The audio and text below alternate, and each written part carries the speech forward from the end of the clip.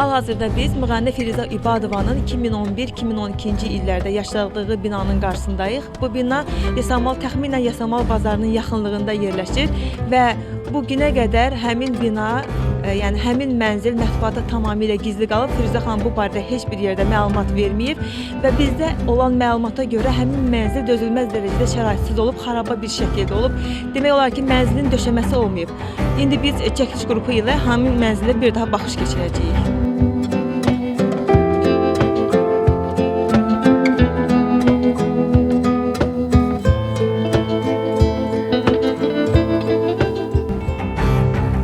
Gördüyünüz bu qapı bir vaxtlar Firuzə xanımın yaşadığı mənzilin qapısıdır. Biz özümüz də bilmirik hal-hazırda burada kim yaşayır. İndi deyək, baxaq görək kim var.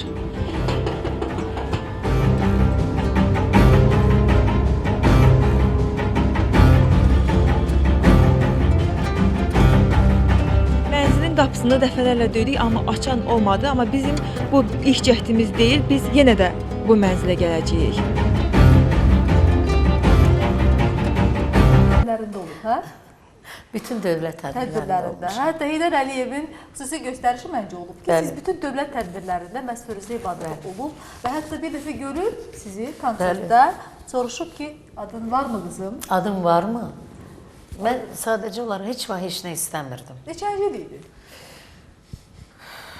2002 olardı. 2002-ci il. 2002. Bəli, 2002-ci ildə sizi görüb konsertdən sonra soruşub yoxdur. Nursultan Nazarbayev gələndə. Sadəcə Firuzə xanım heç vaxt istifadə eləməyib adını. Yox, heç bir vaxt.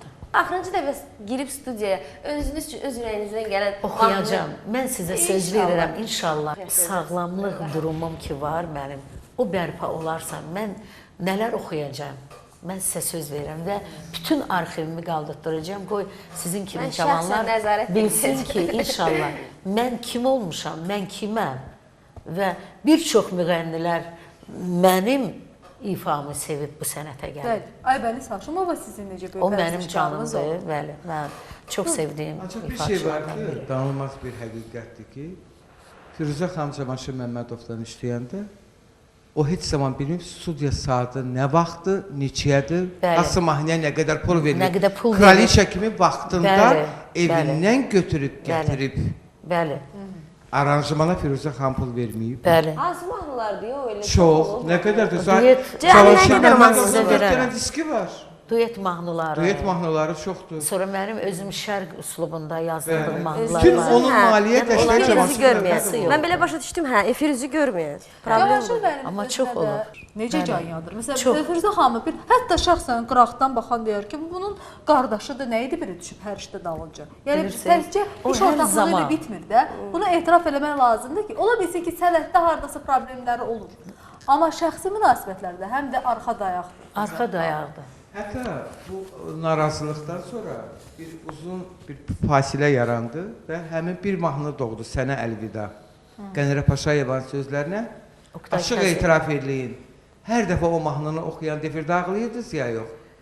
Əlbəttə. O göz yaşları kimə ünvanlanırdı? Cavanşir Məmmədova. Əlbəttə, məni bilirsiniz, o illərim yandırırdı. O illərim yandırırdı ki, axı o insanın da mənim üstümdə zəhmətləri olub. Bizi xalqımız belə görür. Amma irtica qüvvələr olub ki, bu diyeti ayırsın, parçalasın. Mənim də düzdür itirdiklərim olub, onun da mənə verdikləri olub. Deməli, bunların bir-birinə sənət sevgisi var, bir-birini duet ortaq edib gözəl başa düşürlər. Hətta Firuzə xanım özü etiraf elədi, Cavanşir müəllimin həyat yoldaşı bəzən mənim efir geyimlərimi öz iradına bilir ki, Firuzə xanım bu sizə yaraşmır. Qızı da yoldaşı. Əgər bunu Cavanşir müəllim qrup yarada bilibsə, onu alqışlayırım. Bəli, yəni qadının qısqanclığı böyük qüvvədir. Firuzə xanım, bir də merkantil sual verim. Sizi özünüzü şəxsən, tək olaraq toylara dəvət eləmirlər heç? Dəvət eləyirlər. Gedirsiniz toylara? Dəvət eləyirlər və Cavanşir müəllim mənə indi o imkanı yaradır. Deyir, əgər sənə, bəli, mənim verdiyimdən çox pul verirlərsə, mütləq get, çünki sənin problemin var. Və mən elə toylarım var. Çox pis əziyyətdədir indi. Bəli. Deməli bir problem olmalıdır ki, sizin hər solo karyeraya başlayasınız. Firuzə xanım, başlayasınız. mən bayaq qeyd elədim, başlayana verilişi. İflic keçirdi. üzünün bir tərəfi çox Sağ üzr tərəfi. istəyirəm, sağ tərəfi əyilmiş. Onda da Cavanşir dibinə girib. müəllim, Cavanşir müəllim onda da məni çox gözəl bir Bakıda gözəl həkimlərdən biri Əlişir Vəliyevdir, biri də Hikmət Qarayevdir. Ən böyük nevroloji həkimlər. Yəni onların yanına mən gedib gəlirdim. Məşqlərlə. Mən danışa bilmirdim. Mənim üçün müəllim tutmuşdular. Yəni bu insanın mənim üzərimdə çox böyük zəhmətləri var. Bunu da demək lazımdır. Amma bunu bəzi insanlar ola bilər ki, bizim boyumuzu, üzümüzün gözəlliyini yaraşdırıb özlərində, xəyallarında deyirlər, bu necə gözəl cütlükdür. Bəlkə bunlar bir-birini sevir, amma əziz Firuzə tamaşaçılar. xanımın bir sevgisi olub. Vəssalam. O insanı bugün də sevir. Deyirlər. Və ikisi də həyatda sağdır. Onu demək İkisi də olmaz. ailəlidir. Olmaz. İkisi də atadır. Olmaz. Biri ata, biri ana. Bəli, olmaz. Və ölənə Çünki qədər onu sevəcək Firuzə xanım. Bəli, Firuzə xanım bəyə verilişdən O qabaqda dedi. insan baxırsa Dolça bürcünə. o insan baxırsa, Siz dolça bürcünə. bəli, dolçay. Sudur. bir dəqiqə. Ancaq dolça bürcünə. Bir Açıq Cavanşir Məmmədov Dolça deyil. belə- Bu tamaşaçı bilsin. Manyaklar sevgiyə. Düz deyir də, qoy tamaşaçı bilsin. O şəxsi mən də tanıyıram, alim də tanıyır. Özü bilmir biz onu tanıyırıq. Biz özdəki mən o adamın adını Firuzə xanıma dedim. Firuzə xanım belə qaldıq. Ya sən onu hardan bilirsən? Dedim ki, bilirəm mən onu. Siz bağları aşkar eləyən halda bizdən nə gizlədirsiniz mən başa düşürəm. Yox, burada bəzi məsələlər var. O insan özü də bugün Yəni, ailəlidir. Yəni cavan vaxt bəli. aralarında olmuş Bizə bir ondan sonra məhəbbətdir. deyərsiniz. Hə, cavan yox, bu sirr təbii. Cavan vaxt aralarında olmuş bir məhəbbətdir. Amma bilin ki, Firuzə xanım sizi həmişə sevəcək. Bəli. Mən bunu etiraf edirəm. Yalnız bir sevgidir. Yalnız bir şey. Ruslar deyir Andalyub. Deyəsən dərd bu gücsüz adamları sevir. Bəli. Gəlib yapışmalı. Mən istəməzdim bu haqqda çox danışım dərindən. Amma hər halda indi tamaşaçının beynində sual yaradır ki, İradə xanım niyə danışmır Hülya xanım haqqında, onun ailəsinin dağılması haqqında? Bilirsiniz ki, 17 aprel deyəsən, 2008-ci ildə qızınız ailə qurdu. Sizin toy kadrlarınız bizdə var. Yəni hamı gizlin deyildi, hamı çəkmişdi, biz də çəkmişdik.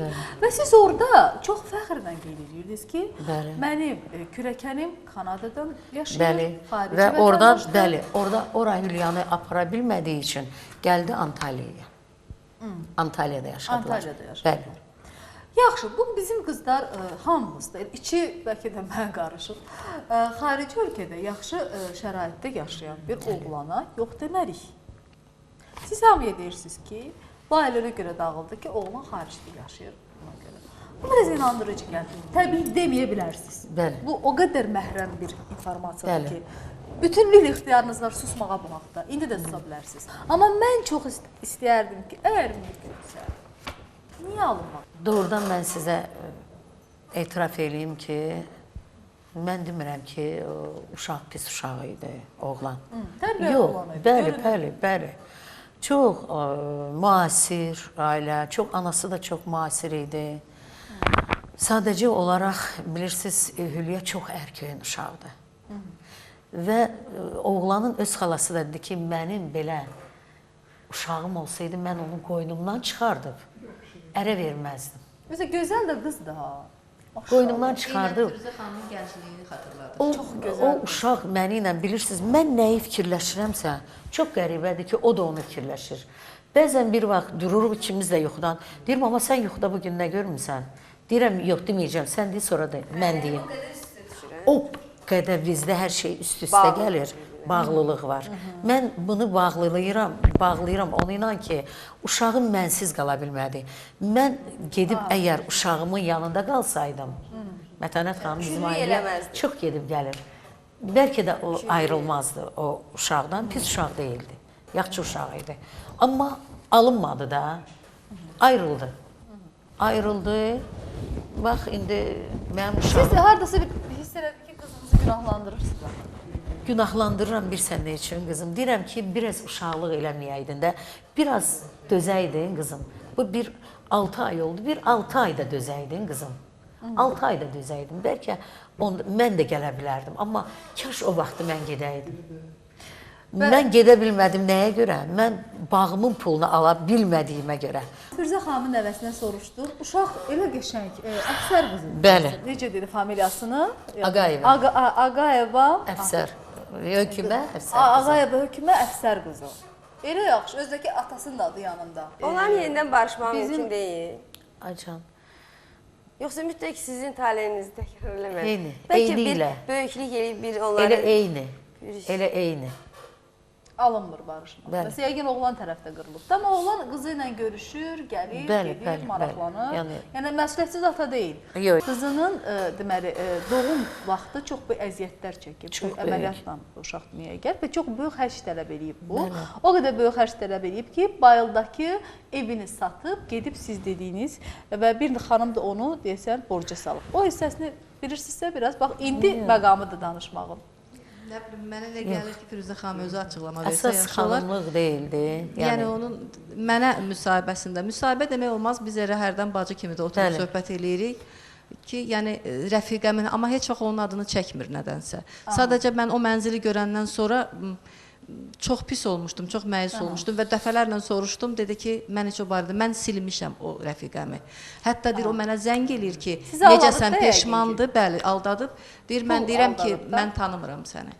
Deyirəm, bu kimdir? Mən səni tanımıram. Bir ad boy verirəm, və salam. Eybi yox. Danışmırsınız. Və qızınıza görə də həmin o evi satıb, o mənzil hansı mənzildir? Biz həmən mənzili çəkdik, Firuzə xanımın o qəzalı mənzilini çəkdik. Orada siz necə yaşamısınız Firuzə xanım? Bir il demək döşəməsiz, təmirsiz, Bəli. çox pis bir vəziyyətdə olan biz binanı gördük. Təəssüf ki, o evi satdığımız şəxs onu kirayə verib. Qapını bizə açmadılar, amma mən istəyirəm elə siz binanı görəsiniz ki, o binada insan yaşayar ümumiyyətlə. Amma mən ona görə də sizi çox sevirəm ki, siz bax belə faktları araşdırmısınız. Hə. Hətta o binanı sonradan düzəldiblər. O ondan da pis vəziyyətdə. Çox pis vəziyyətdədir o bina. Və orada bir maraqlı Qaçqın fakt da var. köçkünlər yaşayır, Mənə yəni bir üzr qonşu istəyirəm dedi ki, ifadəmə görə. mən istəyirəm bu faktı deyim. Bizim bəzi sənət yoldaşlarımız hətta gəlib dururmuşlar. Binanın qabağında özlərini sığışdırmamışlar yuxarı qalxmağa. Firuzə xanım aşağıda gözləyirmişlər ki, Firuzə düşsün, gəlsin, gedək.